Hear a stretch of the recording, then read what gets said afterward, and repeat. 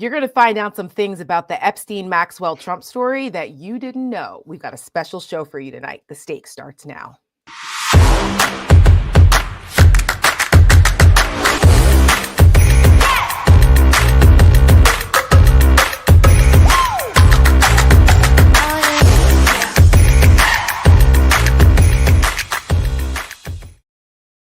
Good evening, everyone. Welcome to The Stakes. I'm Tara Setmayer. This is Michelle Kinney. We are the co-founders of the Seneca Project, and woo, do we have a show for you tonight.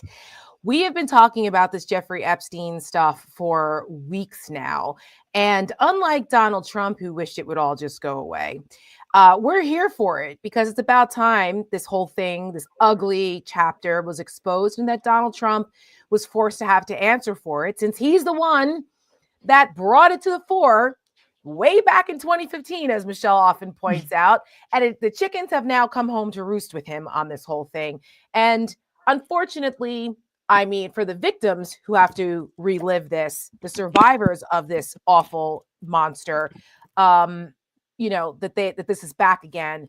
But there's the flip side of that too, where there could be some justice maybe finally in this, and they get to tell their stories again, and people understand the magnitude, the absolute grotesque nature of this, and the fact that Donald Trump was pretty adjacent to all of this. And what did he know? When did he know it? And be forced to answer for it by his own people.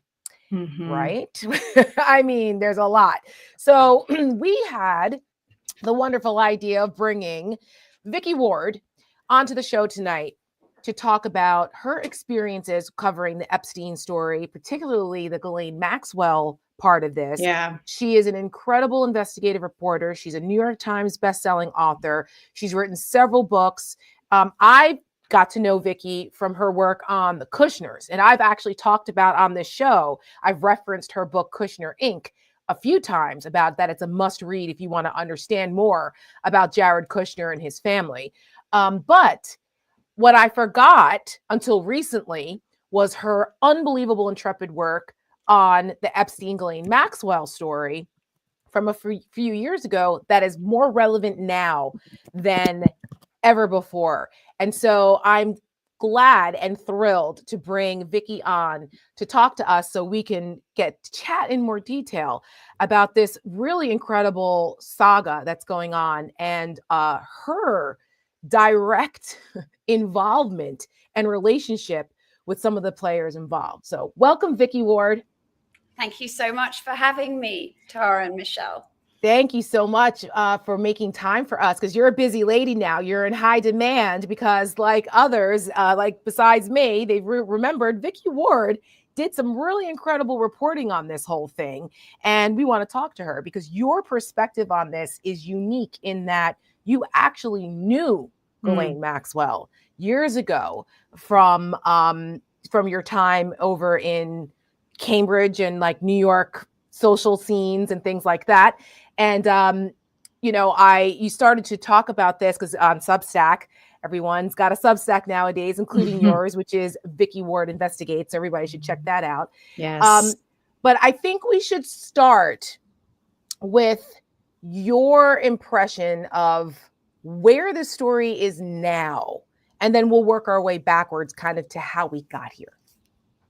Okay, so where we are now, Tara, is in a very problematic place because Ghislaine Maxwell almost certainly, in fact, remove the word almost, she has the answers to the questions that people want known about Jeffrey Epstein, because she really not only understood how he used what I call soft power, his wealth and his connections, not just to evade justice, but to actually perform the sex crimes and the sex trafficking in the first place. There's no evidence that Jeffrey Epstein abused and trafficked underage girls until the 1990s, which is the decade when he mysteriously gets this explosion of wealth and he starts to become this enigmatic figure,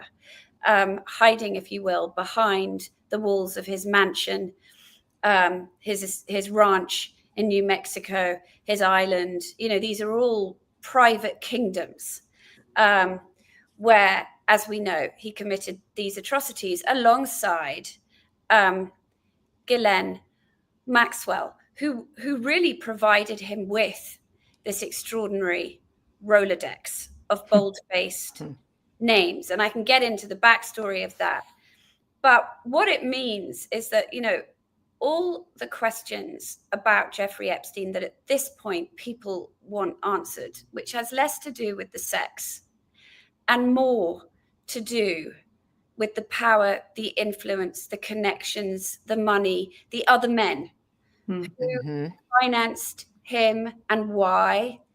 He was a college, he didn't even graduate college, this guy.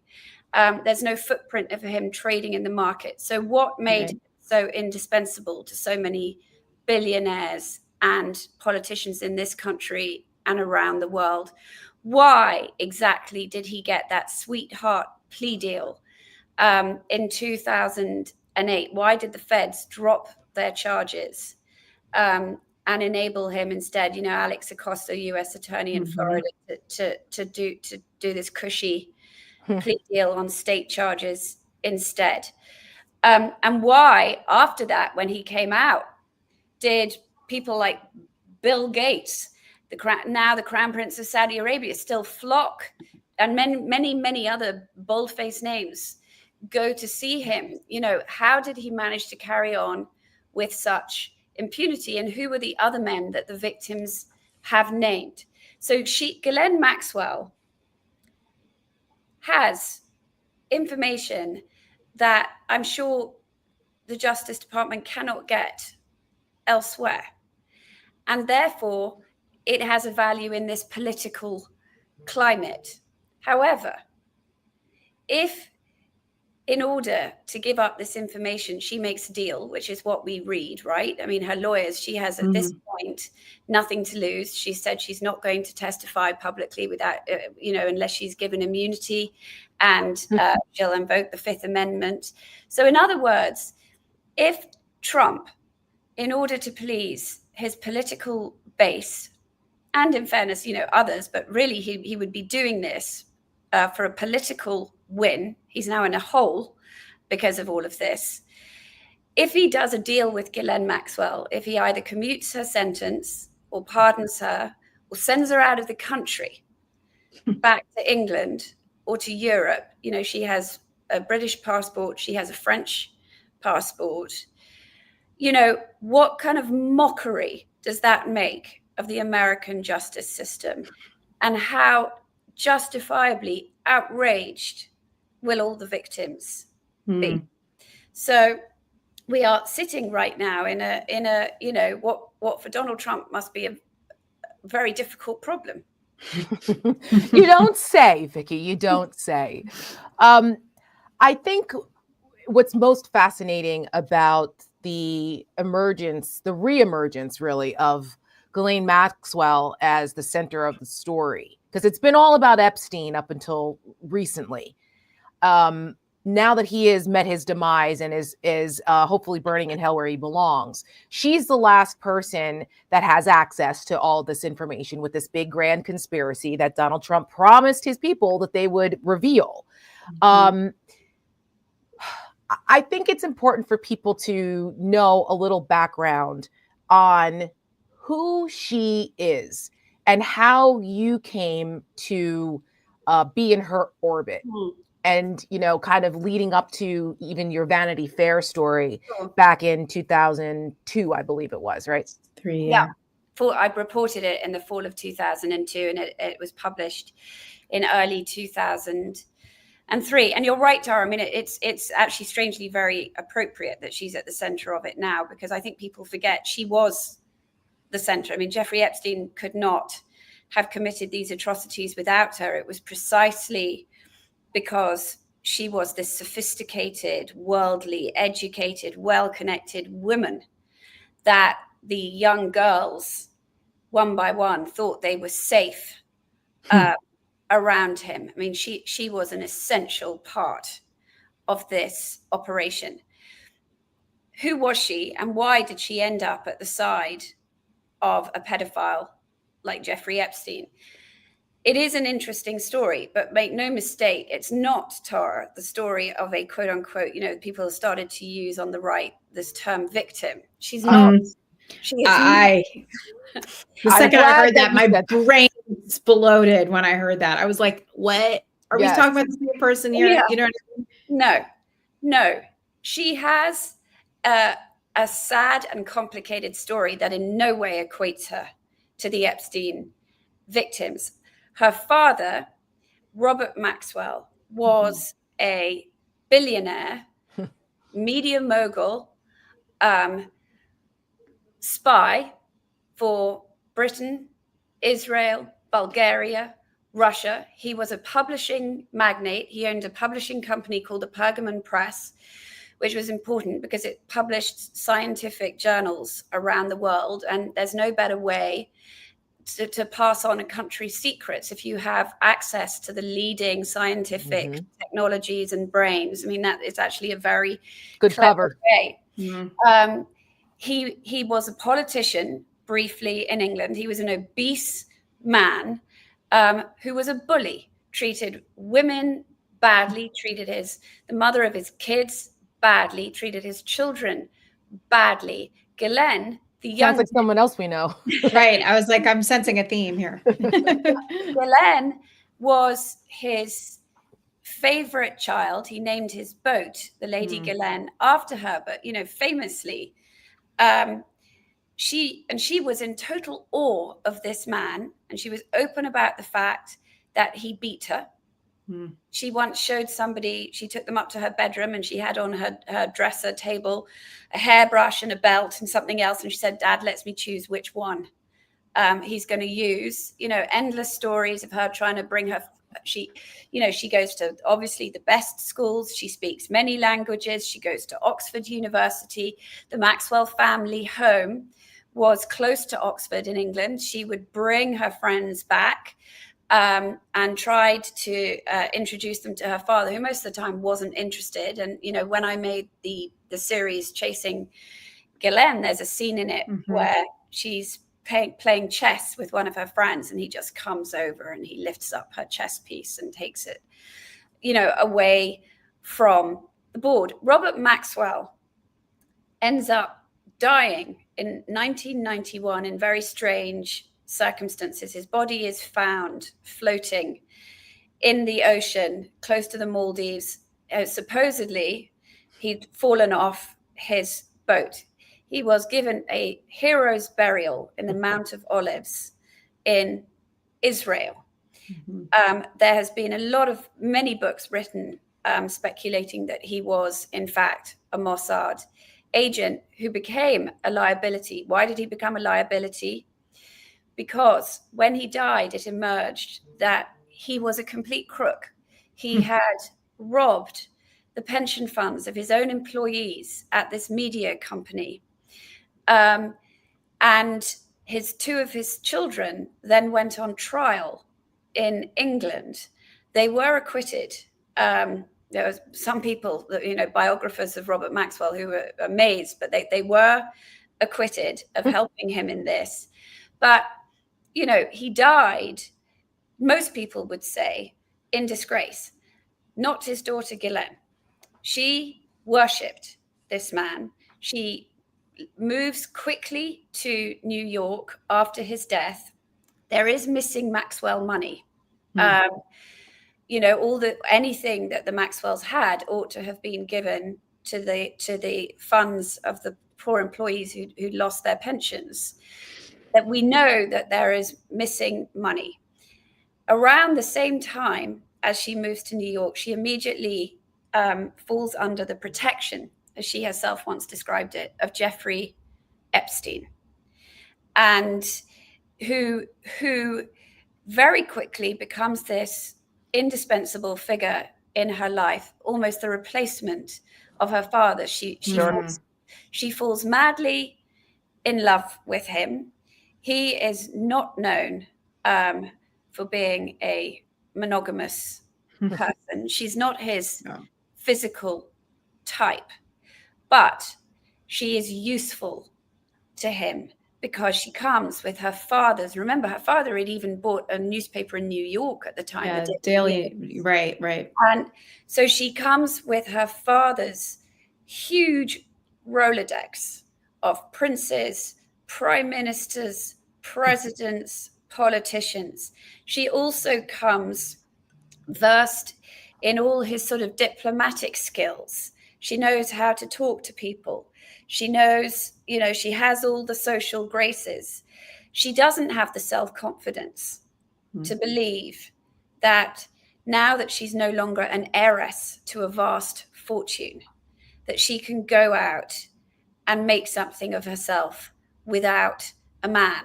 That's where I say this story is sad, because if somebody with all that privilege and education doesn't believe that they can make it on their own, that's sad. For sure. And he was like $1 billion in debt. It wasn't like just, a couple million. It was $1 billion in debt. And the timing of this, I think there was some question about whether Jeffrey Epstein knew her father prior to this, right? Yes. And then was there in your reporting, did you find that her father knew Donald Trump? Because we know in our research, we found that they had a relationship back to when he owned the Daily News in the 80s, and that Donald Trump knew Ghislaine Maxwell from when she was a teenager. Is that true? Well, I'm going to speculate here. I would be shocked if Donald Trump never met Robert Maxwell. I mean, Robert Maxwell was a kind of larger than life person and who saw it as a mission to know everybody. And Donald Trump in the 1980s was a fixture. Right. In New York. And we know that, Donald Trump, part of his success as a real estate developer in New York was having the gossip columns of these newspapers on speed dial. Yeah. So the likelihood that he didn't know the publisher and owner of the Daily News, in my mind, is very, very, very small. Yeah. And it's an interesting question. Did he know Ghislaine Maxwell before he met Jeffrey Epstein? Probably not, because Jeffrey Epstein was hanging out with all these, models, and so was Donald Trump. But it does raise, it does raise some interesting questions. Michelle, I know you had a question about some of this. Well, yeah, I've met many questions. Now, do you know, because I know that it's debated when or how long they knew each other, before that, but was there a moment that Ghislaine and Jeffrey Epstein met, and where was it? And was there an understanding? Was it a social occasion? Like, were they set up? How did they meet? How did they come together in their arrangement that they had? So, I mean, it is a great question. So it is somewhere right around her father's death. And, I do know somebody who asked me to keep their name out of it, who claims that this person thinks they may have introduced them, and that it was, there was something they saw, something in each other, almost immediately. But having said that, you asked me about how I knew her. So I'm, a few years younger than her, but I moved to New York in 1997. And, the British sort of expat community in New York is one sort of smallish, and we all know each other on a certain level. And so she was somebody who would pop up sporadically at parties. And I knew friends of hers who'd been at Oxford with her, who were close friends, and they were sort of quite often, they would talk publicly about, wasn't it a shame that she seemed so fixated on this guy, Jeffrey Epstein, who clearly didn't reciprocate her romantic feelings, and yet she seemed unable to separate herself.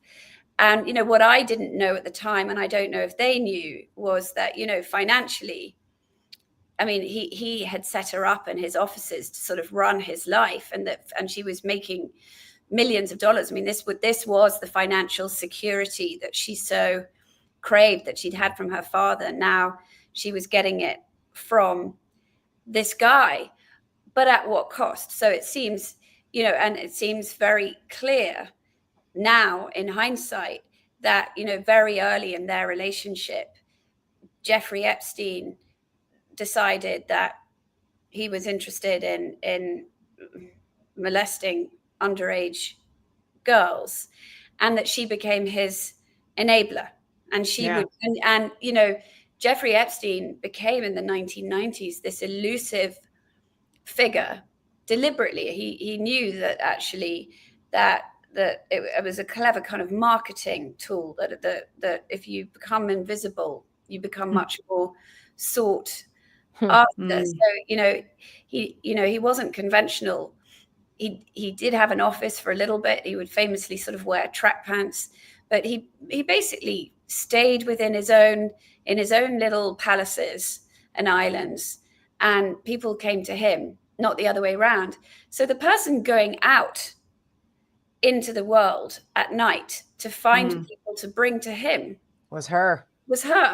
And so I would see her from time to time. She would pop up, and there would be all this talk of, oh, I was just with Bill Clinton. Oh, I'm learning how to pilot a helicopter. And, submarines or something too. Wasn't she interested in that came later. But it was a head scratcher, to be honest, because it sounded, I mean, I sort of thought naively, well, she must be traveling all the time. And I've no idea where the money came from. She was always dressed in couture. Right. But it was always sort of name dropping all these, and you just thought, I thought she must live in some extraordinary kind of alternative universe of billionaires and plutocrats, and that's what she did. And then, of course, we get to the fall of 2002, when I'm pregnant and I have a high-risk pregnancy with twins. I'm not allowed to fly, and so and for the first time, Jeffrey Epstein's name surfaces in a newspaper, because he flew Bill Clinton on his plane, right, on a philanthropic trip to Africa, and so the editor of Vanity Fair, Graydon Carter, says to me, "You know what? Here's an easy piece for you. I've wondered for years who this guy Jeffrey Epstein is. Where did all this money suddenly come from? He lives in a style that nobody else really does. I mean, what is really going on here?" And I was so sort of naive or ignorant. Didn't occur to me that Ghislaine Maxwell would have any role in this story that I was about to research on Jeffrey Epstein. And, many things happened at the beginning of when I was setting out to do my reporting that set off alarm bells, to do with the CEO of a major investment bank, Bear Stearns, phoning me, not the other way around, calling me in to talk to me about his friend and client, Jeffrey Epstein. That doesn't happen. The journalist makes the phone call first. But Jeffrey Epstein phoning me on a daily basis, saying this, let's play chess. And then, and if I don't like this piece, here's what I'm going to do. All these threats. I mean, there were lots of things, but there's something also interesting that you talk about, and I encourage everyone to listen to your Chasing Ghislaine Audible podcast series, and also there's a docuseries too. Because the level of detail in which you talk about these experiences over the years with her, with Ghislaine, with him, the phone calls, the fact that he had a conversation about your birth and your vaginal canal. Can you talk about that, please? Oh, I mean, the guy had deliberately, I'm sure, no boundaries. He wanted me to feel as uncomfortable, powerless as possible. Yeah. And, you know, and back then, you know, now Jeffrey Epstein, you know, there's almost no one who's never heard of Jeffrey Epstein. Back in 2002, you know, we at Vanity Fair magazine had no idea who we were dealing with. We wondered if he was a member of the mob. Was he Israeli? We just didn't know who he was and what he might be capable of. So all these threats in that context became really a little bit frightening. And you know, when he talked to me about, I mean, in the same way, you know, yes, totally inappropriate talking to me about, you know, my vaginal canal, totally inappropriate. You know, I didn't obviously give him my home address. But after my first, you know, one-on-one meeting with him in his townhouse, you know, I went home, and there's you know, my doorbell goes, and this man outside he's got this package from me from Jeffrey Epstein, and it's this textbook. You know, I'd forgotten most of my math in high school, and you know, and I'm an English lit major, and there was this, you know, math for dummies or whatever it was, and no, you know, and I'm like, okay, this is really creepy, because now he's found out where you live, where I live. And he was weirdly obsessed with your pregnancy, when you were going to give birth. Like he was, and what hospital I'm going to out. I know all the doctors. So I weird. mean, like, and I thought that was an interesting kind of microcosm into the level of manipulation that he was very good at with lots of people. Like you could see a window into how he manipulated all, you know, so many people, including a lot of these young girls, into doing what he wanted with them. You know, 100%. Because if I didn't know who he was and what he was capable of, imagine what a 16-year-old, you know, I mean, it doesn't even, I mean, he must have seemed like some, you know, powerful god. I mean, frightening one. And that's what some of the victims had said. Right. They described that about him. That was something that was alluring about him, that, you know, when they were in those situations. And you actually interviewed, I think, one of his first victims, that she went to a performing arts school and was recruited when she was 14. And which was just heartbreaking to hear. So just so you know, in the Vanity Fair piece, I wish that I had uncovered this awful pyramid scheme, because that's really what it was. I didn't. I did get to the two farmer sisters. Well, and first of all, it should be, you know, I realized that Ghislaine Maxwell was much more closely involved than I had realized at the outset of all of this. When, you know, I ran into her at somebody's baby shower, and she started to cry when she saw me. I was like, now that is, it's like, wow, that's really quite weird. Because at this point, you know, I thought, well, we're going to do this piece about Jeffrey Epstein's money. You know, what does she? Well, yeah. And you know, slowly this picture of them and their relationship became much darker and much more sinister, until, you know, the two farmer sisters, when they told me, and they, you know, on the record, about their separate experiences, not just with Jeffrey Epstein, but with her. You know, and I will always remember that Annie Farmer, who was the farmer sister, who was, you know, still in high school, you know, underage, when that was in New Mexico, right? She was at the ranch. When she talked about Ghislaine, I mean, that was the bit that was, she talked the most vividly about, because Ghislaine, there she was in this ranch in New Mexico. Her mother had only agreed to let her go because she'd been assured that Ghislaine, this sophisticated British sort of woman, would and be a woman, exactly a safe place, should be. Right. And then, you know, she gives Annie Farmer this topless massage that makes Annie Farmer so uncomfortable.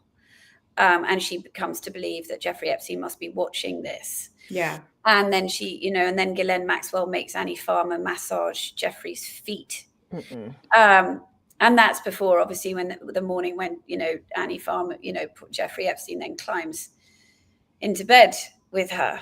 Yeah.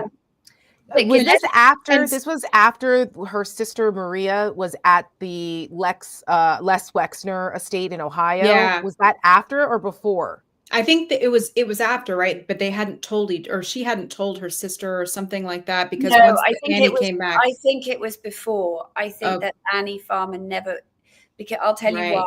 Because Annie Farmer, because Jeffrey Epstein was paying Maria Farmer as an art consultant, and Annie Farmer didn't say anything because she didn't want to jeopardize her sister's job.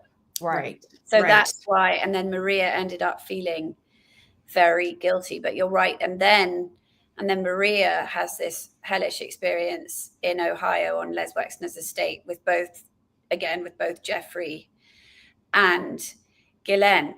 So the creepiest part about that was where again it goes back to what a willing participant Ghislaine Maxwell was in all of this. She wasn't just the recruiter and the groomer, which was bad enough. She participated in these acts.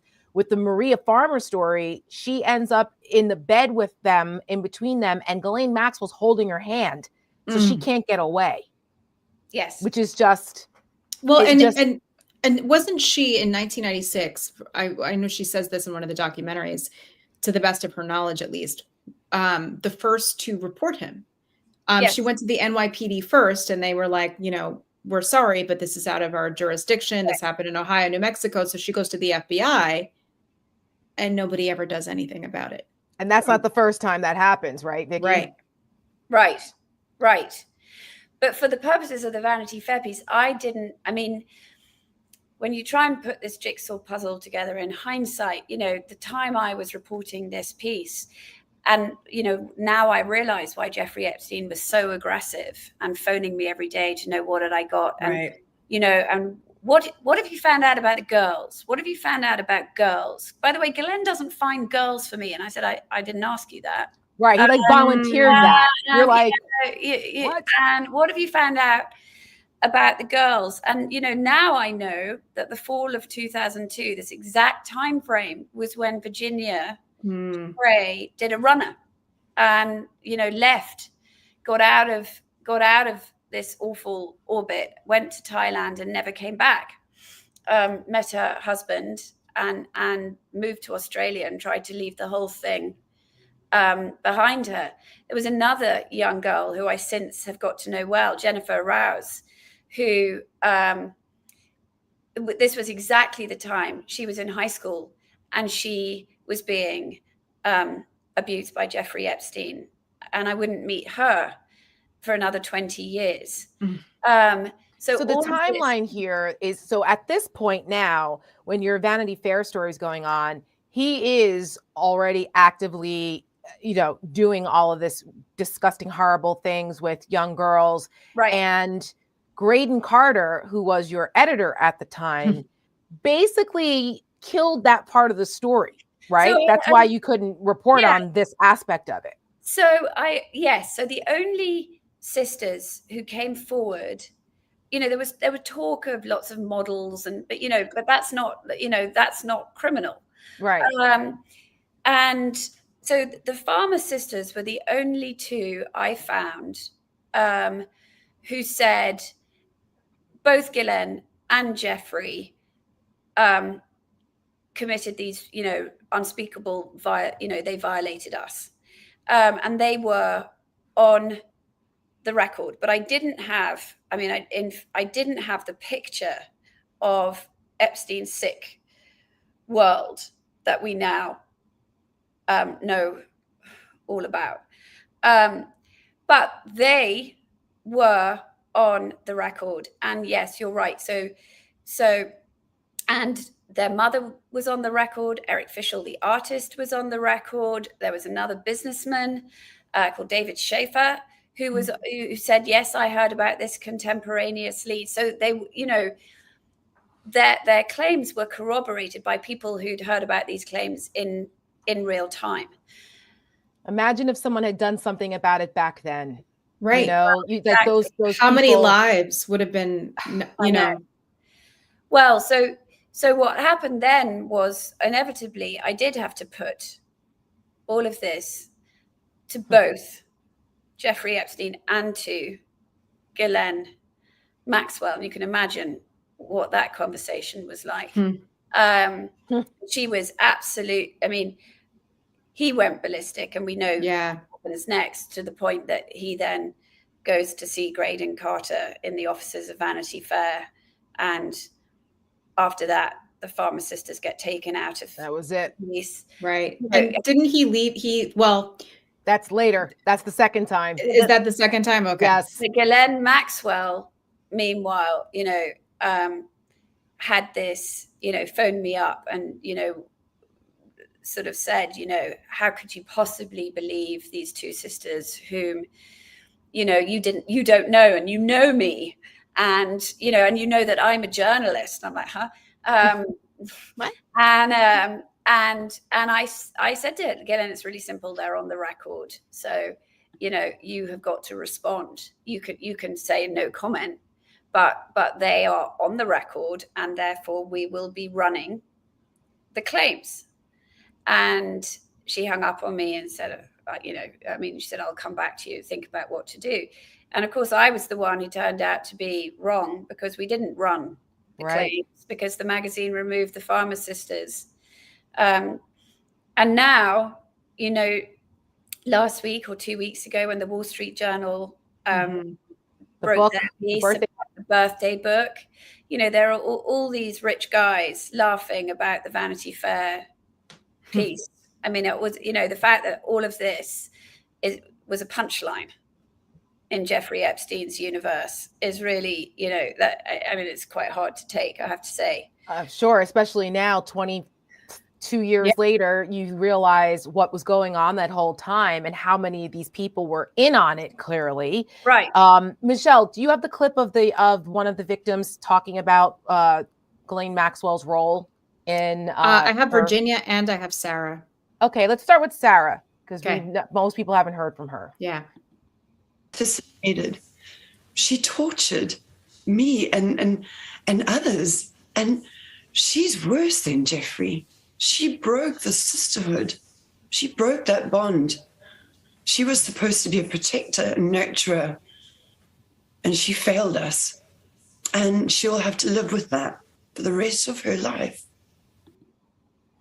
I think it's important for people to hear from these accusers and these people who survived this, because the fact that, as we were talking about earlier, that some in Trump world are trying to make Ghislaine Maxwell seem like she was somebody's victim is so outrageous, given everything that we know.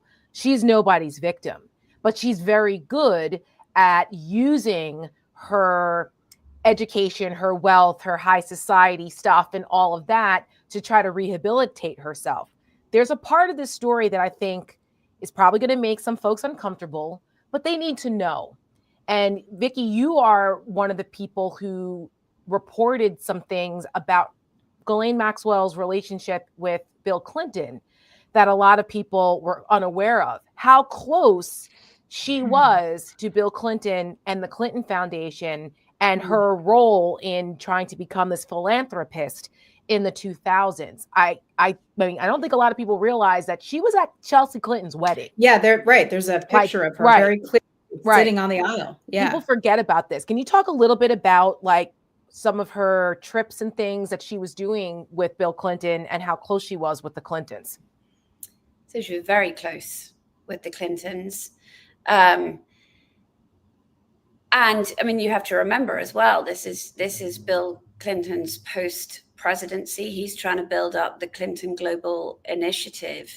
And, from Bill Clinton's point of view, who better to I mean, this is a woman who knows leaders around the world, people who'd be only thrilled to donate. I believe I've reported that Jeffrey Epstein was, I think, one of the first donors to the Clinton global initiative. I mean, one of the things Ghislaine Maxwell taught Jeffrey Epstein that she had been taught by her father was how to use philanthropy as a way to exert power and create kind of a fake reputation of doing good in the world. I mean, part of Jeffrey Epstein's con artistry and manipulation was successful because he inveigled himself into the heart of Harvard.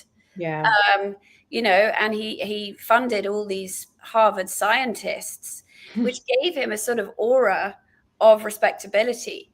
So Bill Clinton, if you're Bill Clinton and somebody offers you their plane to do a philanthropic trip to Africa, you say yes, which is what happened. Right. And but she ends up going on all these trips with him. Like she went to the Taj Mahal, I think you said, and like to Indonesia or something. Yeah, she did. And she was close to Doug Band, who was at one point, his sort of right hand. And then, I mean, she does in around 2004, 5, she actually has a boyfriend who's also, somebody who fits into the Clinton universe. This guy, this tech. Ted Waite. Ted Waite, exactly. And, he is very respectable. So, because he founded Gateway, right? Exactly. Gateway Computers, yeah. Yes. Oh wow. So he was a West Coast guy, and that gave her an opportunity to try to remove herself from what was happening with Epstein in New York and Palm Beach. And now she's palling around with him, some in New York, but ended up kind of trying to get away from her crimes with Epstein as he was getting in trouble, right? Yes, and that, Tara, so this is when you have the beginning of the Terra Mar. She then pivots and starts talking about saving the oceans. I mean, this becomes her new. I mean, and in hindsight, again, it's all a very clear bid actually to try and escape. Yeah. From Jeffrey Epstein, who,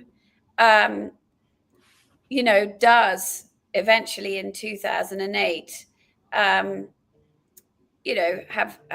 have the wrong sort of headlines, but with this plea deal of 1 count of prostitution and soliciting a minor. But as we know, that that was just a slap on the wrist compared to the trove of victims who had come forward to the feds. And this is where Alex Acosta, who was the federal U.S. attorney at the time in Florida, gave this sweetheart deal to Jeffrey Epstein. And by doing that, it basically put the kibosh on the bigger FBI investigation, right? That was being conducted into Jeffrey Epstein at the time. And Pam Bondi was the Attorney General of Florida at the time, correct? I believe so. I think so. Yeah. I can't remember the timeline on that. Yeah. So but the real huge, I mean, there are so many problems with what happened in Florida because the scope of the FBI's investigation into Jeffrey Epstein was huge. And I know how long it had been going because I got called by the FBI in I think it was 2004. And they were asking me about the farmers and if I come across anyone else. So, they had a mass of so many victims had spoken to the feds. So, and then Acosta becomes Trump's labor secretary, which is right. And meanwhile, Jeffrey Epstein has this dream team of 9 super connected lawyers, different political parties. Ken Starr was one of them. Dershowitz. Dershowitz. And several things when that plea deal got done. I mean, the most important thing to bear in mind actually is something that gets forgotten. Is that it was illegal to do the deal without telling the victims. Right. So they did this deal and they didn't notify the hundreds of victims who had been interviewed by the feds. And that actually becomes a very important fact. I mean, it will take 10 years to right that wrong. Mhm. But it's precisely because the victims band together and form a class action suit, which Virginia Giuffre joins when she hears about it, and living in Australia. That's when this whole thing begins to catch up with Ghislaine Maxwell and Jeffrey Epstein. But the question as to how he was able to convert the federal charges into a state plea deal, and he didn't just do a plea deal for himself. At the same time as the plea deal, he had this non-prosecution agreement for any any co-conspirator, and there were 4 names of 4 women. And Ghislaine Maxwell's lawyers still argue to this day that she was covered under the non-prosecution agreement. So there are so many questions as to how the heck Alex Acosta was persuaded to do this. I mean, he was reprimanded for it, right? Wasn't he written up? Eventually, he resigned over it. Yeah. He resigned over it, but and I have reported, and had pushback on this, but this, my source has never said that I was wrong. That when Alex Acosta was asked by the Trump transition team, you're going to have to go in front of the Senate to be confirmed as Labor Secretary. They're looking down, his resume, and there's like, is there a problem with Jeffrey Epstein? And he brushed it off and said, no, I was told he belonged to intelligence. That was the end of the conversation. Oh my gosh. So I was not in the room. I've never said that. This came from somebody who was in the room, that's how that conversation went. Right. I believe it. Michelle, you had a question? Well, no, I mean, I wanted to bring it back to the money part of this just for a second, because I've heard you say several times about the Gatsby-esque way in which he acquired the money and how it was so secretive and how he has all this money very quickly. He went from living in a 1-bedroom apartment to taking over, I think it was the Iranian consulate or something like that, which was this grand building on the Upper East Side. And I think that that's the piece of all of this that a lot of folks don't necessarily know about. I think a lot of people think of Jeffrey Epstein as, oh, he was this finance guy. He made a lot of money. I mean, personally, I worked at a hedge fund for a couple of years, maybe 10, 15 years ago. A lot of rich people, the guy who ran that hedge fund, very, very wealthy, but he wasn't living like this. Right. And so to have that kind of wealth, there's something else going on here. So I was wondering if you could and the Les Wexner connection, the guy that founded Victoria's Secret, the Limited, and Bath and Body Works, and all that. How did he come to getting his money? Right, and he's nowhere. And to your point, also, like, he's nowhere in the markets. His name is not coming up anywhere. No. So what's going on here? Well, that is a big question that Ghislaine Maxwell could almost certainly give insight, a lot of insight, one would think. Here's what we know, as opposed to, in a way, what we don't know, because it is a mystery where all this money suddenly comes from. We do know that in the early 1990s, a man that Jeffrey Epstein has worked closely with goes to jail for 20 years, convicted of committing the biggest Ponzi scheme in American history prior to Bernie Madoff. That guy is a guy called Steve Hoffenberg, who sadly now is dead. I went to visit him in prison in the fall of 2002. And he was very clear that Jeffrey Epstein had run a company called Taz Financial. When he went to prison,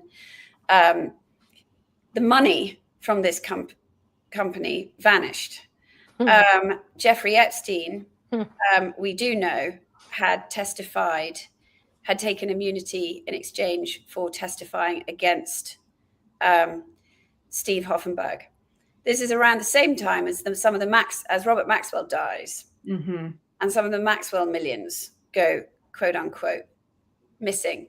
It's around the same time that Leslie Wexner, this newly very, very wealthy man, doesn't just hand Jeffrey Epstein money to supposedly invest for him, this guy who has no footprint in the markets. He gives him power of attorney. So, and no one knows why. Right. I mean, it's just like, and you know, and it's not going to be until 2019, after Jeffrey Epstein has died, that Les Wexner sticks up his hand and says that Jeffrey Epstein stole $47 million from him.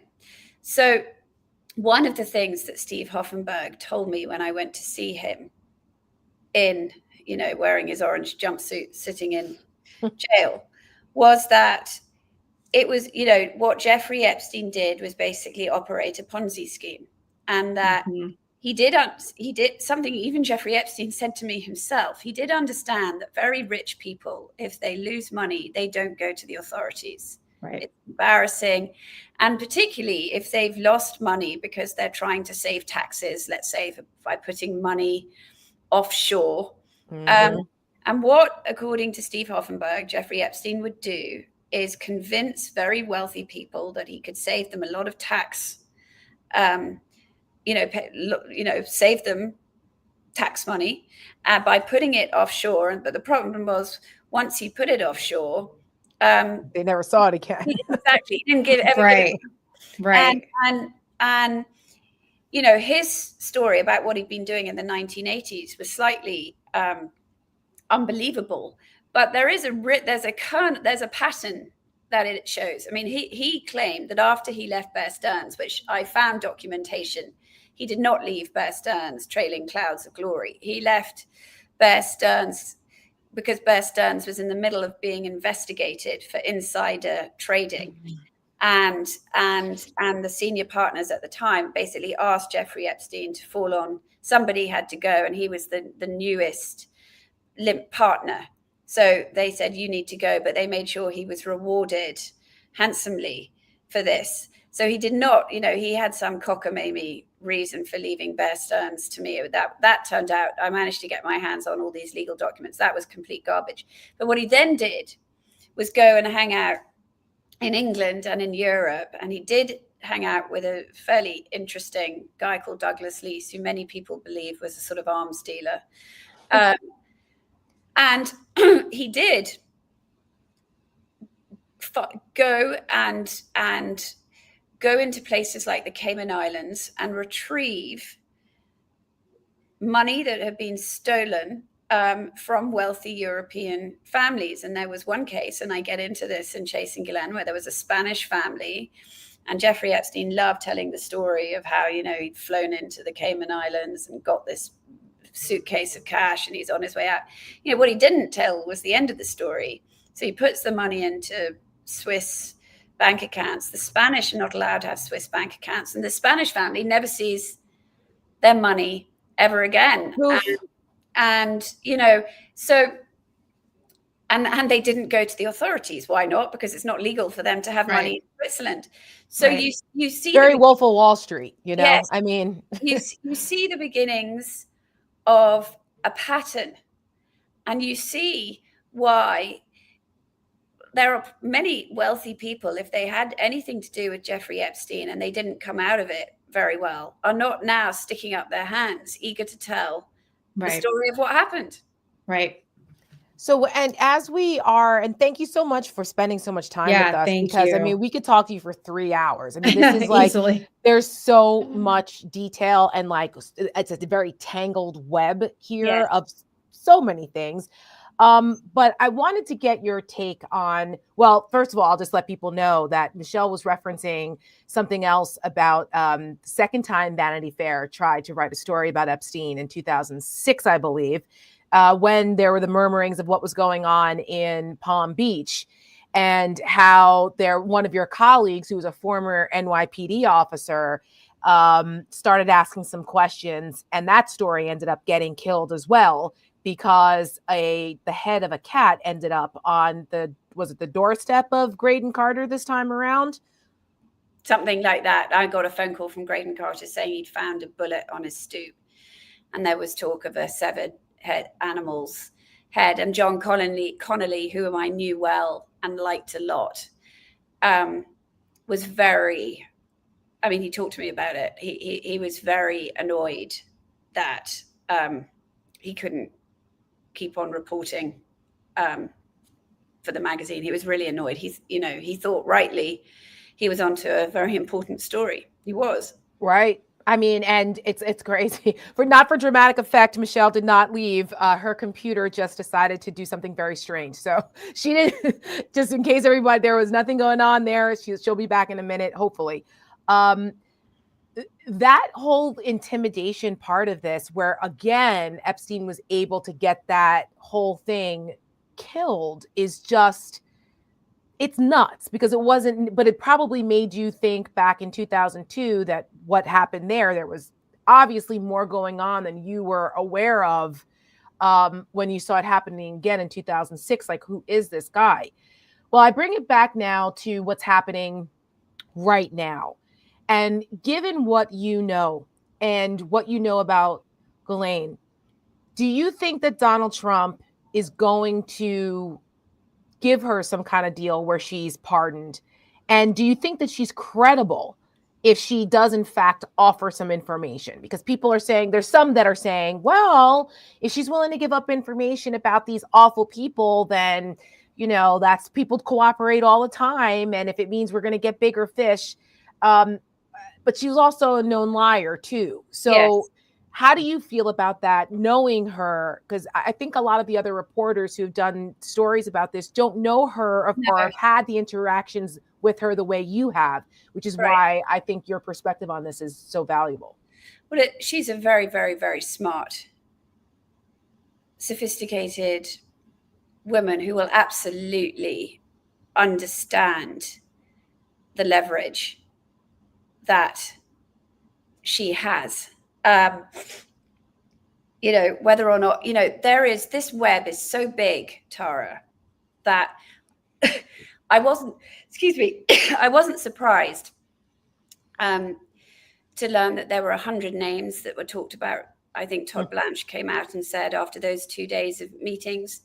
My worry about all of this is that there's such a wealth of information that she would be in a position to give up, that the people receiving the information can be very selective about which names. As we've seen so far. Right. So that I think is a problem. If you're Donald Trump, you're going to have to give something big, right? So it's going to be who, as he looks at what she has to say, you have to imagine that he's going to be saying, well, someone's got to take the fall for this. It isn't going to be me. So let's look at this. Who's going to satisfy the political base? Right. You are 100% right. Ghislaine Maxwell is a convicted perjurer. She did have a lot to lose. I mean, she lied in the civil case. So, I mean, the reason with Virginia Roberts, and that's important because when Virginia Roberts back in 2014 joined the victims who had this class action lawsuit because Alex Acosta had gone round their backs without notifying them, Virginia was the one who not only made claims about Epstein, Ghislaine Maxwell, and a bunch of other men. She had this photograph of herself with Prince Andrew that, for obvious reasons, made headlines all over the world. And Ghislaine Maxwell publicly called her a liar, and Virginia then sued, and it was won. Well, it was dismissed. The case was settled, and it wasn't dismissed; it was settled. But what happened in it, and Ghislaine Maxwell's lies and obfuscation in the whole thing, and most of the discovery in that case became the backbone of the Southern District's charges, the Fed charges against Jeffrey Epstein. And then when he died, it was the backbone of the charges against Ghislaine Maxwell in her criminal trial. That's why it matters so much. That's what formed what's now known colloquially as the Epstein files. Exactly. Much, right? Well, and the Epstein files also have all the stuff in Florida that they took from his house in the original investigation. The Epstein files will also have the files that they took from his New York home when they arrested him in 2019. But what the files probably don't have is the answers to the questions we've just been discussing, like the men, the money, the rest of it. Because those kind of things, when you sat through Ghislaine Maxwell's trial, you realize the government, the scope of it was very narrow. It was about these poor 4 victims who testified in court, some under a pseudonym, and it was about the awful sex pyramid scheme at which Ghislaine Maxwell was sort of at the top. Around Jeffrey Epstein. It didn't get into, and I'm sure she's never needed to answer questions about how Jeffrey Epstein's network worked, how at the end of the day, because he was dead by this point. Right, but it wouldn't have been relevant to her, to the government. Well, it wouldn't have been relevant to the criminal suit against her, which was about the sex. Right. And I've always been frustrated because you can't understand the sex crimes without understanding the money and the power and how it all worked. That's right. That was the money and the power wasn't what was on trial. And so she, people have always said, well, why didn't she hand everything over? She wasn't asked for anything. Yeah. So now your question. So yes, she certainly has not told the truth and she, now she has nothing to lose, everything to gain. She's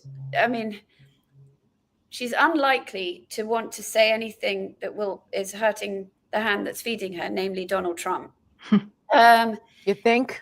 Right. The one guy that with a stroke of a pen could get her out of prison.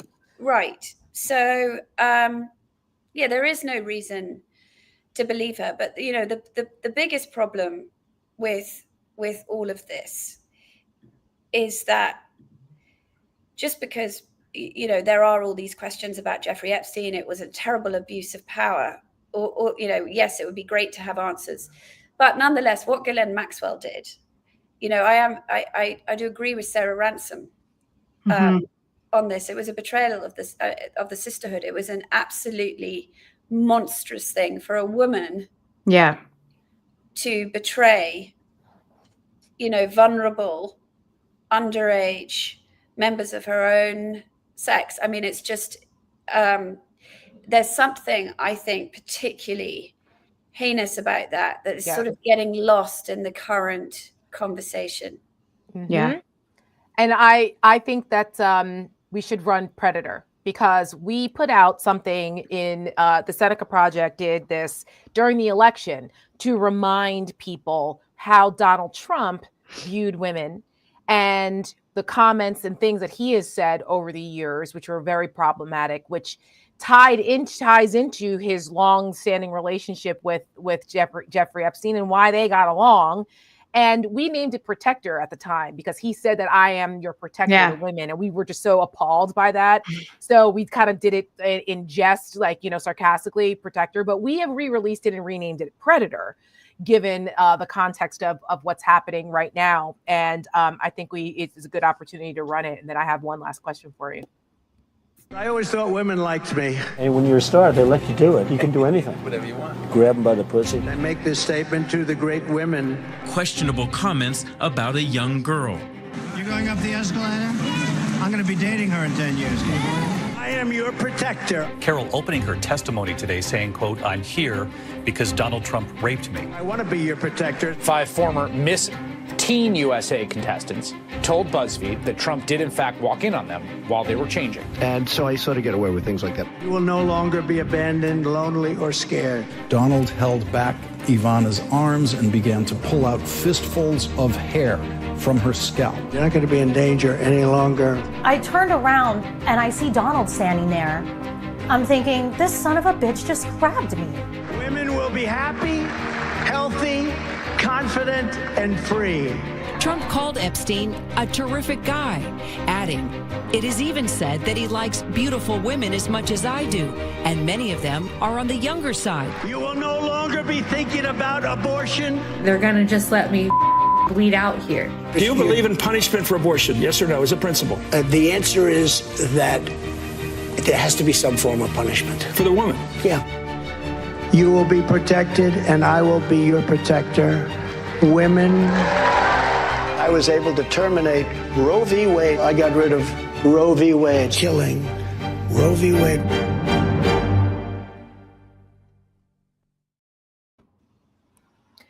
You know, in the context of what's going on right now, do we have a crybaby in chief, Michelle?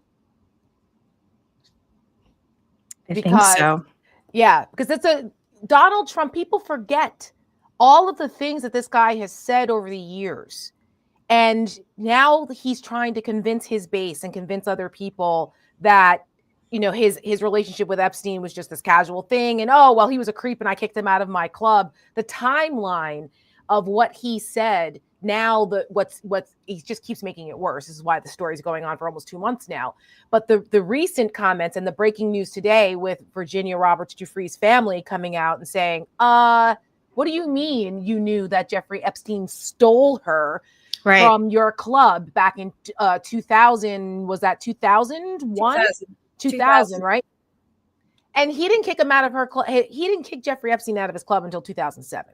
And there's varying stories now about why he did. He's claiming it's because of this, but there's evidence to the contrary. And then why did it take 7 years? And that comment in Predator about, oh, he's a terrific guy, likes young women, likes beautiful women, young, was 2 years after this alleged comment about knowing that she was stolen from his spa. So the timelines don't match.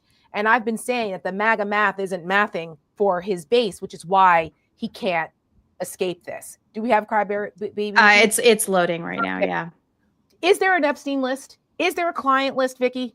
I'm sure there isn't, because, one of the things we know about Jeffrey Epstein, he didn't operate like that. He didn't need an Excel spreadsheet to remind himself of, the powerful guys who came in and out of his townhouse for coffee or whatever. That is just not his style. I mean, people refer back to the Black Book with all the names and addresses of all these powerful people. That was Ghislaine Maxwell's.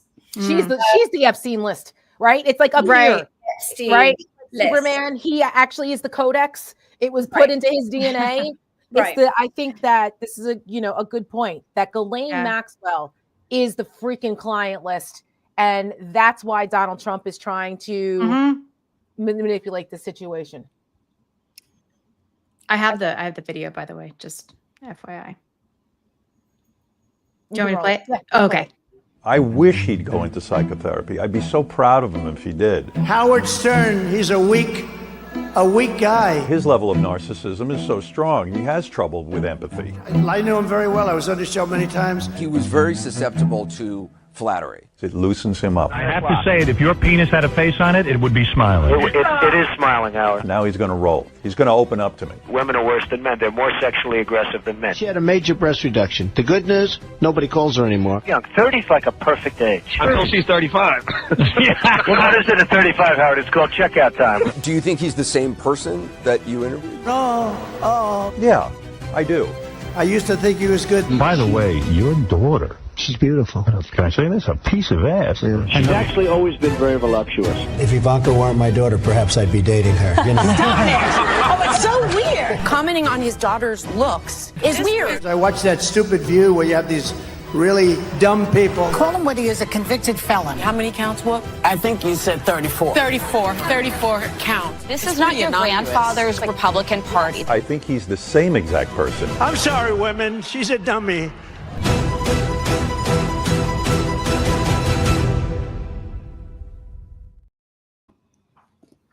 I mean, what is there to be said?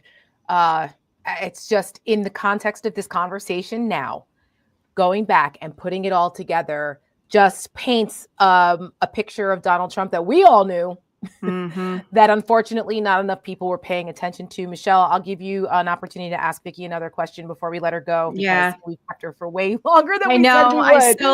So long. We're so appreciative. And I apologize. My laptop is on its last leg. So I apologize for leaving and coming back. That's what that was. It crashed on me.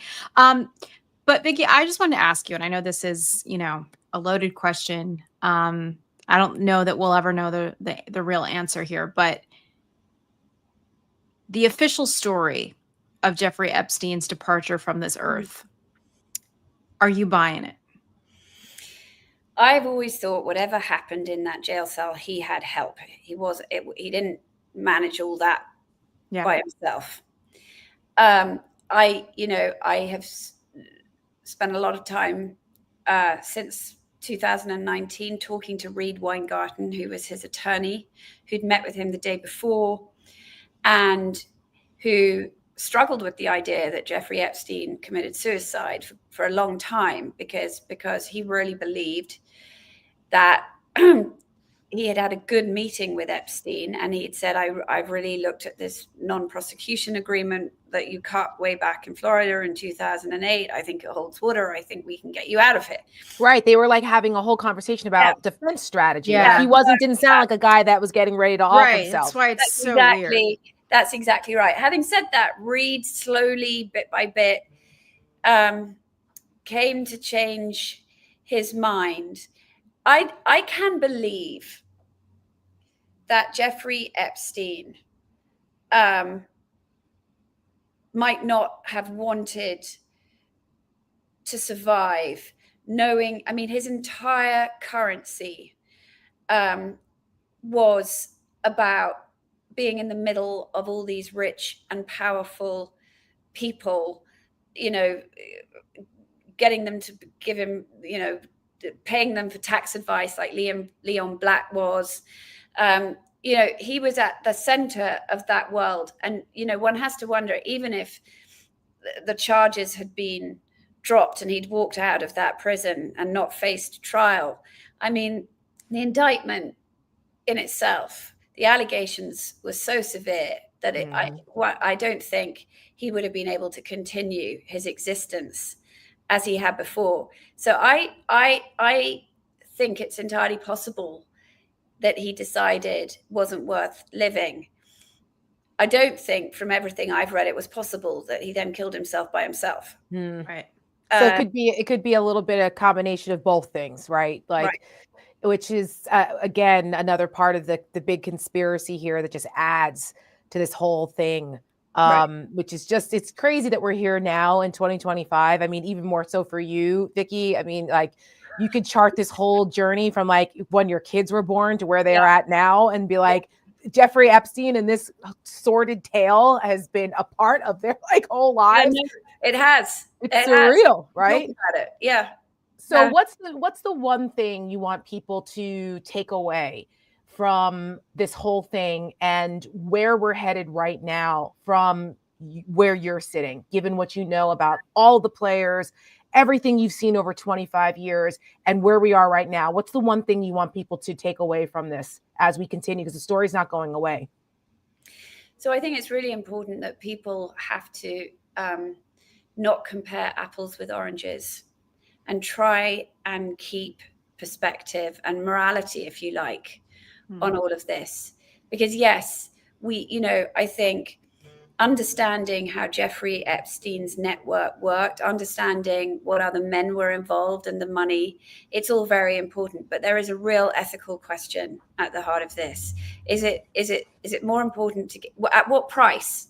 What's the price we're prepared to pay to get those answers? And if the price is pardoning somebody who betrayed her own gender, is, I think that's something people really need to think hard about, and they're not really thinking about it right now. Yeah. Does he pardon her? Do you think she gets a pardon or a commutation? I think he commutes a sentence. Oh my God, that is going to be I think for a lot of folks, they look at this and I don't know that pound of flesh is worth it for this with all the victims. We're talking hundreds and hundreds of young girls who she was a part of this god awful, sex trafficking ring and facilitating what Epstein did. That I don't know. I struggle with it. But there's a couple. You say you think he does. We had Harry Littman on with us last week. He says he thinks he does not. I think he does. The timing. He might wait for the midterms. Yeah. I mean, we'll see. Crazy to do that. I think it backfires, but I think he's going to, because he refuses to say he won't. And the fact that he said he's still leaving that door open is, I think, playing with fire for him. I don't think that that's going to make his MAGA base. That's gonna satiate them on this. I really don't. That's why he's laying the laying the groundwork and foundation in Texas, next in Florida, to try to grab more seats. I mean, like, he's trying to put everything in place to protect himself so that he can do everything to protect himself. That's why, I agree. I think that he'll do this. Flailing, right? Yeah. And flailing. Stephanie Rule today said that there were 47 things that he has talked about in the last couple weeks to try to distract him what's going on. 47 different topics of all kinds of wacky shit, from Obama and treason to, renaming the commanders to whatever, sugar and Coca-Cola. Like, he is flailing, trying to distract from this situation. I saw a tweet that I thought was really funny. Actually, it says, he wants you to know that there is no list, but that Clinton is on it 28 times. A list created by Clinton himself, apparently, wherein he implicates himself 28 times, but it still doesn't exist. Also, when his name does appear on the non-list, it's because Comey and Clinton put it there. But it's all hoax. But it's all a hoax. It doesn't exist. It doesn't exist. Vicky Ward, thank you so much for spending so much time with us. Everybody, please go check out her amazing book. She actually has a new book out about. Yes, I was gonna say, I want to give this opportunity to talk about this, or at least plug this and give the viewers an opportunity to know a little bit about that. It's called the Idaho Four. It's about the awful story, the tragic story of those college students who were murdered out in Idaho. And that bastard is never going to see the light of day. He was just sentenced recently. Unbelievable victim statements during that. One of the most emotional, compelling things I've ever seen. And it was unbelievable. So, a woman of many, many writing talents, but that is her new book out right now. It's called the Idaho Four. If you are interested in that case, go please check out her Audible series, Chasing Ghislaine. It is filled with details, and it's a compelling listen. And there's the docuseries. And then also, and I've mentioned it before, her book about the Kushners. Kushner Inc. is something else that gives you a lot of insight into the corruption, the awfulness of the Kushners, and it ties together. And you wrote that book. What year was that, Vicky? 2019. 2019. So there's it really, now again, you can look back in hindsight and understand so much of what Jared Kushner did and the abject corruption of this fucking guy and this administration and what he was allowed to get away with. It's unbelievable. Vicky Ward, you are a gem. Thank you so much for your time and talents. We'll talk to you soon. Thank you. See you on Substack. Bye.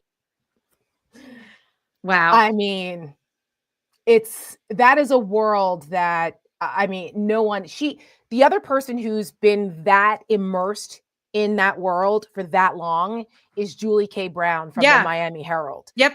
And I remember that's where I started reading about it in the first place. Yeah. Me too. Because my family lived in South Florida for 23 years. They had a house in the Keys, and I worked on Florida politics. So I had a subscription to the Miami Herald. So I would read it all the time. And when I started to see the Epstein story emerge, she was the go-to. I mean, she was the person. And then Vicky has such a unique perspective because she knew Ghislaine Maxwell outside of that horrible world. And she was remained friendly, I use that loosely, with her right for years. Like Ghislaine Maxwell invited her to parties and like baby showers. She invited her to fly with her on a plane to go to a wedding in England. The thing It's is too, I like she crazy. was saying that like the British expat community in New York Yes. is small, Mhm. especially when you know, if you're a journalist or a person of influence or anything like part of the media, you know, world in New York too. I mean, it gets even Right. smaller. That's right. So, I mean, I mean, it's fascinating. Crazy. It's fascinating. And then like, you know, you have some of the newer journalists to this, right? Michael Wolff, who he's always up in all kinds of stuff. I don't know how that guy, I mean, again, he's too much, that please guy. follow Michael Wolff, because all he does is walk around his fancy house in the Hamptons and like stand in a different part of the house and tell a little excerpt of his life with Donald Trump. I get a kick out of it because I think it's such a trip, but it really is. It's very interesting. It is. Because I don't think he's making this shit up. That's for sure. No, he's not making it up. You know what I mean? Of course not. That's the thing. Especially after the Fire and Fury book, when he got so much shit for people, you know, unnamed sources and things like that, that he will never, ever write anything again that he can't back up or can't, you know, firsthand be able to tell the story. That's right. And yes, that's 100% true. And then, you know, the interesting thing too, that Tara Palmieri has been reporting on, she's probably the newest one to this whole thing, because she spent, I believe she said a year embedded with Virginia Giuffre. And so she has another perspective from her and the time she spent with her. And there's questions around her suicide too. That's what I was going to say, because I've been reading more about many this, layers. and we do have some people from Australia who watch our show and join us on Wednesdays and Saturdays as well. And they have dropped in the chat that in Australia there is a lot of question about the official story of her passing as well. Now, in the last couple months, there has been an old tweet of hers that has resurfaced. She wrote this in 2019. I'm just going to put this up on the screen. So she tweeted on December 10th of 2019, "I am making it publicly known that in no way, shape, or form am I suicidal. I have made this known to my therapist and GP. If something happens to me in the sake of my family, do not let this go away and help me to protect them. Too many evil people want to see me quieted." That's chilling. I didn't know that existed. Yeah. Yeah. I mean, listen, we're dealing with the lot. most powerful people in the world. Like, that's the other part of this that I think, even for us, you know, and we're living this and reading this all day long, right? And we know the depth of evil, you know, that but even then, it is so much deeper. And there is a net that is casting wide on this. And I think I mean, who would have thought Bill Gates, for God's sakes? I mean, Bill Clinton, like, yeah, okay. But Bill Gates, people, you know, and you look down the list of the people who even were on that plane, who went to the island. Well, the thing about that too, though, is, and we didn't really get into it, but again, I hope that people go and download Vicky's podcast on this. Yes, and there's a corresponding docuseries as well. What is the docuseries on? The streaming? Excuse me. I found it today on Amazon Prime, but it was through Discovery. Okay. On Amazon Prime Video, but it seemed as though the Prime platform was the only one I could watch it. That you could watch it on. Yeah. The thing about it that I was like, that I didn't really get into her with this, but when Ghislaine Maxwell kind of started to remove herself from Jeffrey Epstein and started hanging out with the Gateway computer guy, Ted Waite, that she was like all like reinventing herself into this philanthropist. And then she went to go save the oceans and all that. There was she had access to Jeffrey Epstein's island and his stuff still though.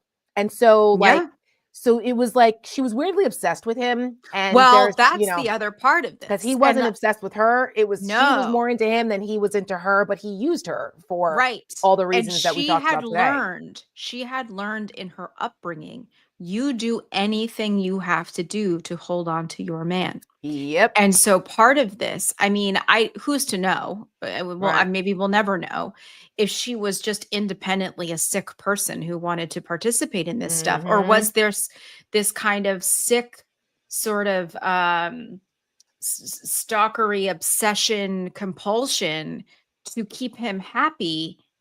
It or was a like combination of all of it, I think. or this weird, sick, toxic codependency between the two of them. Oh, I think it's all of the above. All of the Yeah. above from everything that I've read over the years, and even more recently now that this is all back into the zeitgeist. But I think it's all the above. And knowing there are books written about her father and understanding that. What a bad dynamic, guy. horrible What guy. a bad horrible person. guy. And she being the youngest And of his all favorite. and his favorite, very Ivanka-like. It is. In It's that creepy. way. It's creepy. And it's it's creepy. But it just makes me wonder about a lot of those things, and Donald Trump's attraction to Jeffrey Epstein and befriending him during this time frame. Yeah. Is just all the more untoward. It tracks. I'm sorry. Yeah, It tracks. of course it does. And I think about too, and you and I have discussed this, privately. Yeah. Just on the group chats about, he, after his departure and his relationship with Roy Cohn, right? He would get me my Roy Cohn, get me my Roy Cohn. Yep. I feel like after that departure of that relationship that they had, because it seems as though Donald Trump can't really hold on to a friend for too long. I mean, right. What kind of Roy Cohn relationship was happening between him and Jeffrey Epstein? And Epstein. Yeah. What can I do for you? What can, you do for me? Of course. Sort of transactional friendship was happening there as well. Because again, like, who is friends with Donald Trump? Like, he's not. All of his friendships are transactional. And even look at on Jeffrey Epstein. He was a total weirdo. Yes. And a recluse. Yes. I mean, again, like, it was so funny because listening to Vicky talk about how, he was kind of the opposite. Like the richer he got, the more kind of inward he lived, and Ghislaine would go out into the world and make the pitch for whatever sick thing that they were doing. But he was the opposite of Donald Trump, because Donald Trump never shut up. Right. I mean, he made up names of PR people and would call the newspaper and be David like, Barron. or John Barron. John Barron. That's right. John Barron. David and something else. There was two of them. Yeah. And so they were like the complete opposite in that way. But I mean, So what was it? What was it? Because they were thick as thieves. Right. You see all the going to each other's weddings and the modeling agency stuff and the New York High Society thing, and his kids hanging around with them. Like, and it's the con artists, because they're con artists. And like at the root of this, that is what they are. And it's, all living lies. The Anna Delveys of the world. We've watched all of these docuseries now about these con artists and how they've been able to, con millions of dollars out of rich people. That is what Donald Trump has done. That is what Jeffrey Epstein did. And that's what Robert Maxwell did. That's what Robert Maxwell did. And Jeffrey Epstein did not come from means. He grew up in Coney Island in Brooklyn. Right. And he just happened to be pretty good at math. Yes. He didn't finish college, and that his like math skills, right? His like puzzly math skills are what got him in the door at the Dalton School, which is a private school on the Upper East Side. One of the most upper crusty of them all. Yes, I know people who have kids that go there, and let me tell you, it is like more than college to go there. Yeah. And he was a teacher, right? He got a job as a teacher. Mathematics. He taught mathematics. And who was the headmaster of the school at the time? Bill Barr's father. Yeah, it's crazy. And it's right. And that's how he got in. Like, he would get to know, I think, some of the parents or the people who worked with the school. And that's how he got into the finance world. And again, he was charming and he wasn't stupid. And so it makes those you wonder, things, like, he's like a psycho. You know what I mean? That was very calculating. He gets a job at a school, and then to get into with rich people and look where the path that he ended up on. That's the name of the article in Vanity Fair that was published in 2003 that Vicky wrote, was called "The Talented Mr. Epstein." Yes. Now we talk about the talented Mr. Ripley. If you know the story or the movie, there is now a series. About JD Vance. And there are a lot of similarities with these people who kind of come from obscurity and invent this identity for themselves and off the back and reinvent themselves on the backs of very, very wealthy people, and how they're able to use their street smarts and book smarts in a very special and psychotic way to get what it is that they want. And these to me are some of the most dangerous people. And absolutely. And there are, you know, and the other and part they're of in this, power Tara, now, which is well, just well, and depressing. maybe aside from maybe Anna Delvey, who I don't know, who got away with a lot. That's another crazy series. The holy shit. Right. But you know, it makes me think too, and to bring it back to women, is women are so vulnerable for so many different reasons. And one of them being is that the lack of opportunities that girls have had, or the lack thereof. Girls have not had the same opportunities. There is not that implicit trusted, you know, or willingness to invest in a young woman in the same way that they'll invest in a young man. Yep. And we deal with this every day. Right. And for that reason, people like Jeffrey Epstein are able to make it very far in this world. Yes. Being horrible, horrible human beings. And yeah, I look at these. They get to fail up. They get to fail up when we don't. Right. And if you go and watch the Filthy Rich documentary about Jeffrey Epstein that Vicky is prominently featured in, and the story of the two sisters, the Farmer sisters. And they also talk about the young women in Florida, because if you don't know Palm Beach, it's an island. It's a very secluded island of the richest people. Yep. But across the water, across a bridge, is Royal Palm Beach. It's a lot of, you know, lower income communities, you know, and there was these young girls who had good grades and had a lot of that's where they went, and that's where they went after them. That's where Ghislaine Maxwell went to hunt these girls down and try to coax them into coming. Hey, do you need some extra money for Christmas presents? That's right. You know, just come and like, you know, massage these old guys. And one of them, and to talk about like the Ponzi scheme that he was running, she was running almost like a multi-level marketing scheme, like how we see with like the leggings and the nails and stuff on Facebook, is because she would get girls then to go and recruit girls, and they would be rewarded for that. And these were girls like the story in Vicky's podcast. She uses the example of this girl who was came from a horrible family, but she was talented and went to a performing arts school in the neighborhood that you know, Epstein lived in, and she was recruited. And it started off with like, oh, so you want to go into, she wanted to be on Broadway and be in theater, and like, oh, well, you know, I've got someone that could help you that knows powerful people. Then why don't you come on over to the house and I'll introduce you? And then that's how it started. And he didn't like rape her the first, second, third, or fourth time. Of course not. That's how you have to build the trust slowly. And would give her money, because she would say, oh, you know, I don't have money to go out to eat. I need to go home and go eat. Oh, no, we'll take you out. Yeah, oh, we'll take money? You. Right. Yeah. We'll help you. And then it seems, oh my gosh, these people care about me. And so they're feeling that manipulative. Well, and I don't know. Do you know the story about Interlaken?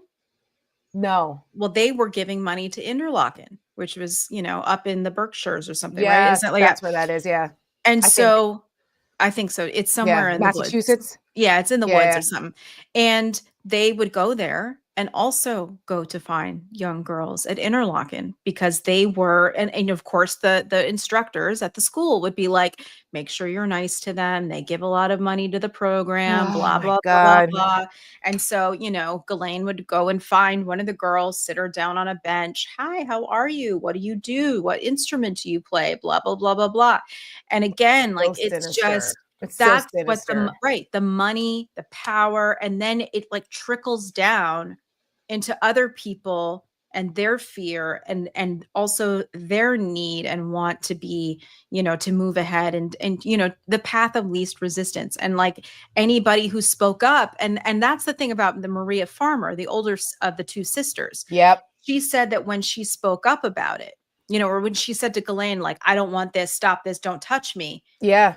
Ghislaine called her very soon after and was threatening her, saying, I will ruin your art career. And hey, you go jogging down the West Side Highway, you better look over your shoulder, because accidents happen all the time.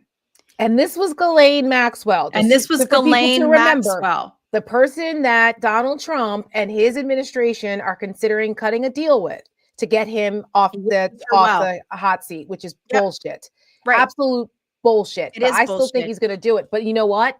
If we keep putting pressure on this, and I'm Yeah. glad to see that the story is not dying down and It that can't. more Yeah. victims are starting to come forward to talk about her. This is opening up a whole new can of worms that I don't think that they're prepared for, because they have no respect for women. They have no respect for the victims, because Donald Trump's a fucking predator also. Yeah, and it's and not doesn't give a children shit. either that they give a shit about, because this whole thing, oh, it's the children, it's Yeah. the children. Yeah. Horse No. shit. They don't give a shit about it's No. about power, it's about money, it's about greed. It's all That's of right. those things. That's right. So we're going to continue to give proper attention to this on the parts that are not just salacious and just to be like, oh, you know, navel gazing at this. This is Right. real. And it's not just Schadenfreude either. It's not No. just like, oh, we want, you know, Donald Trump to suffer or whatever. Like we want him to I mean, be held accountable yes. for the horrible things he's done, because he's a horrible man and this country went That's ahead correct. and reelected him. However, there is a bigger issue at play. And I think that is a big reason why when he was reelected,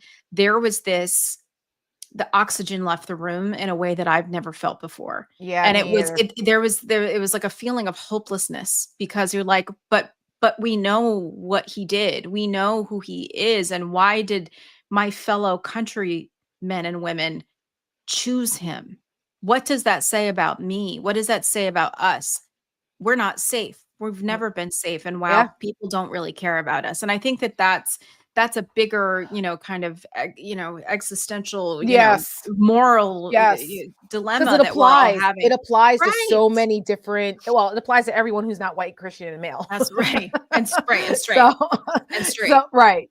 So it's a lot, but I'm glad that we were able to get to bring Vicky on and give her an opportunity to talk and introduce her to our audience. And I hope that people got some more information, more context about what's going on, and just putting it all in perspective and paying attention to what's happening every single day. It's not going to be a quiet August, folks. Not going to be a quiet August with all of this. And we need to, and any Republican that tries to dismiss this, or if they try to say, well, we don't know Ghislaine Maxwell, we don't know, like Mark Wayne Mullen hillbilly that tried to say that on Sunday, do not let them get away with that shit. Well, right. Don't let them get away with that. No, and listen, it is this simple. The Republican Party is protecting pedophiles. Correct. They are protecting pedophiles. That it is that simple. And you know, Democrats, we're trying to help you. We're trying to help you guys. It is a simple message. And I know people don't want to say pedophile because it's so awful. You say it because it's true. Yes. We're not Pizzagate. We're not making this shit up. This really happened, and they are standing in between them to take the bullets for him. And I don't understand why. Because you know when JD Vance, by the way, went to Nantucket or something recently, you know, the townspeople of Nantucket stood on the side of the road that said something about like JD protects pedophiles. Yep. Make those people own that ugly, dark fact about themselves, because it's true. And I will just let people know as we end the show tonight that, you know, all the folks who support us and what we're doing here at Seneca, we are, you know, right now trying to raise funds to do some type of ad campaign around this that focuses in on the fact that these were people's daughters. This is somebody's daughter that these guys did this to, and that Ghislaine Maxwell did this to. And we think it's important to put it in context, to really hammer this home to the Republicans and those who are trying to act as though they don't know, or just, you know, cast it aside. No. We would like to do what the Democrats are too scared to do on this issue here, and do right by the survivors of this horrible, sordid affair, and make sure that people like Donald Trump and the Republicans who are enabling this and protecting sex traffickers don't get away with it. So if you feel so inclined, know that your donations are going toward trying to produce something like that, because we can only do what we can do with the money we get. And we're grateful to everyone who has so far given us their kindness and generosity with that. Thank you very much. Unfortunately, we have to continue to keep those funds coming in so that we can keep doing the work. So thank you guys. It's the end of the month, so there's still time to meet the end of the month reporting deadline for us. But thank you to everyone. Somebody asked, SenecaProject.us. Yes. Donate.SenecaProject.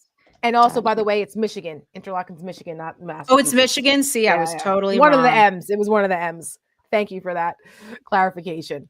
Yes, we are on Act Blue, so it makes it very easy to donate to us. Yep. And we're so appreciative of everyone who continues to do it.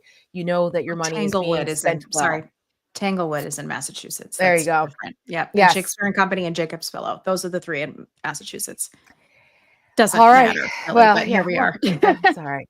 You know, well, geography. I know that. Yeah.